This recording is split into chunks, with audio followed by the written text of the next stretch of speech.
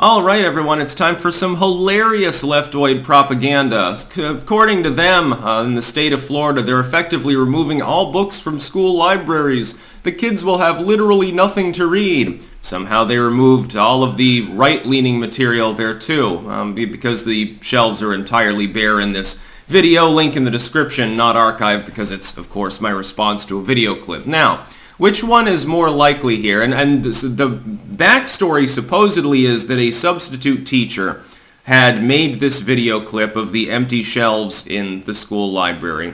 We're not sure what that's related to. I'll get into that. And then was fired. Now, other than the claim by the individual, I haven't seen actual corroboration like an email or a letter or anything like that, or a presser from the school saying that the individual is fired.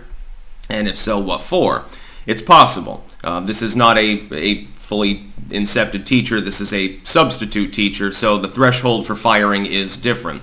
So it's basically at will. The school found out that you like the bottle a little bit too much. Oh, you smell a little bit funky in the morning, so we're kicking your ass to the curb. There's no union for substitute teachers, which is probably why substitute teachers are generally well-liked more than the regular teachers are, but I digress. Now this video, watch it, it's like 12 seconds.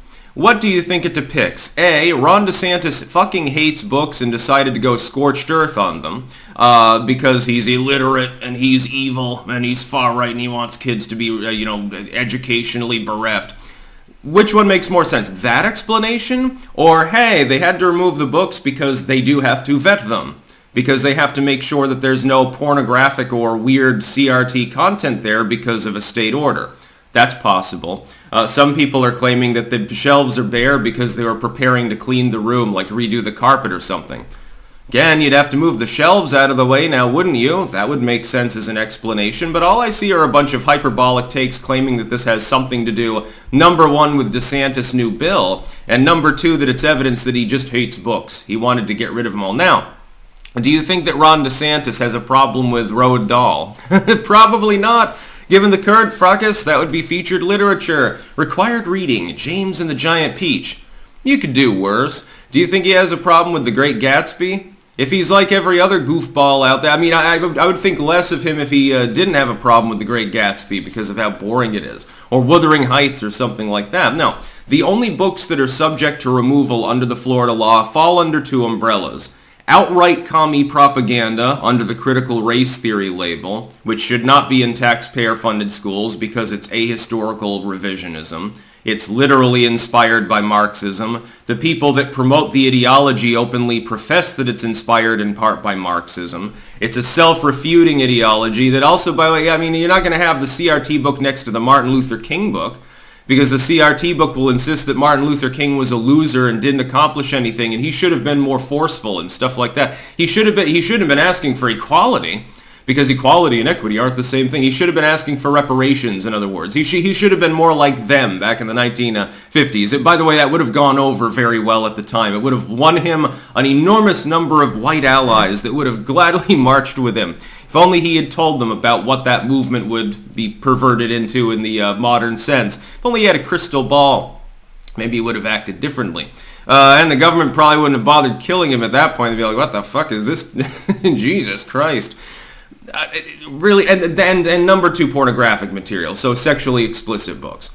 It does not need to be in a taxpayer-funded school, that kind of material. This is clearly not a high school anyway. This is clearly an elementary school.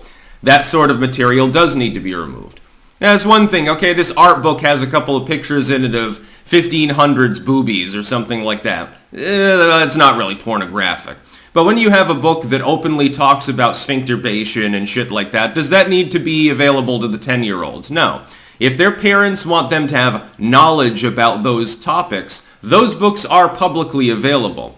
Hell, they've been making some of them into free ebooks lately because nobody wants to buy a copy, and so if they can't con the state governments into buying them for students, they lose all their money anyway. They say, well, at least my name will get out there. Maybe next time I'll write erotica or something. Like the Donald Trump erotica, comedy that I'm currently writing, which will be available hopefully sometime next month. Got bogged down in editing again. I don't know, I can't go a day without editing literature too, or I just feel empty. And, with my schedule, Sometimes I don't have time to do both. So I'd rather feel fulfilled doing the academic editing of older works, and then focus on the Trump thing sort of when I have time and when I have the energy. I have to be in the right mood to write that kind of literature because it's got to be really over the top and whacked out and have a lot of really weird dry humor sprinkled in with the poop references and stuff like that. Now, kids don't need to be reading explicit sexual material at a young age. At the very least, I mean, if this were a private school, there may be nothing you can do about it because it's not taxpayer funded. Homeschooling or something, the parents are showing their kids sex ed, you happen to believe, hey, they're kind of young for this, but there's nothing you can necessarily do. But you can in a taxpayer funded school because the teachers are government workers. Now, if you got fired for showing off empty shelves, then I have a feeling that you are also simultaneously ranting about how Ron DeSantis is an evil man. So in other words, you're being political, and you're not supposed to be doing that. You're being hyper-political and hyperbolic and spreading literal disinfo because that's clearly not why the shelves are bare. They're not bare because Ron DeSantis is robbing the kids of an education. They're bare because either the books are being vetted or the library is being refurbished. So, yeah, you're lying about what the school is up to. You're peddling fear porn, basically. No wonder you got fired. Oh, no shit. At the very least, you should have gotten a warning for that. Hey, knock it out. What the fuck are you doing here? And put the name of the school out there and claim that we're removing the books. We might face protests by parents and then have to explain to them the video. And it could cause a problem at the next school board meeting. Well, you're causing problems, so get the fuck out. Not under any contract. You just come in here as a dedicated substitute once in a while and show the kids an old VHS from the 90s. They probably don't do that anymore. They probably don't even get to see Nova documentaries. These poor kids. They should, by the way. Those were some good shit. When the VHS player was being played with by someone unfamiliar when you walked into the classroom, you knew it was going to be a good hour and a half. But this is propaganda. It's hilarious too, because you have to be born yesterday in order to believe the official story being told here. There's no reason under the sun why a sitting governor would simply take all the books out of the library. The kids aren't allowed to read anymore. We're not going to have a school library. Not that you really need it. I mean, there are public libraries too, for people to get books at. I don't know why the taxpayers have to fund all of this shit, especially in the digital era, although physical books are definitely superior in every way, shape, and form. No, this is not true. I don't know whether this person actually got fired even. I don't even know if they work at the fucking school or if they just wandered in and started recording. I'll take them at their face value, give them the benefit of the doubt, and say that a substitute teacher did take the film and did get banned from the premises.